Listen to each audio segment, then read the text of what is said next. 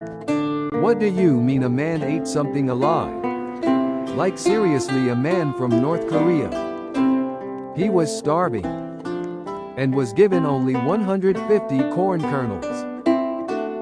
He was just farming and digging until he dug up a rat. It was a baby rat. It was crawling helplessly. The man was holding it, starving, nothing to do.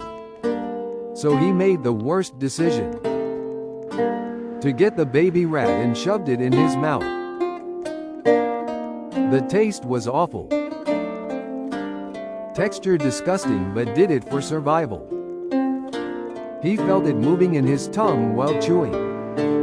And guys, shut up, he did it for survival. Anyways, bye.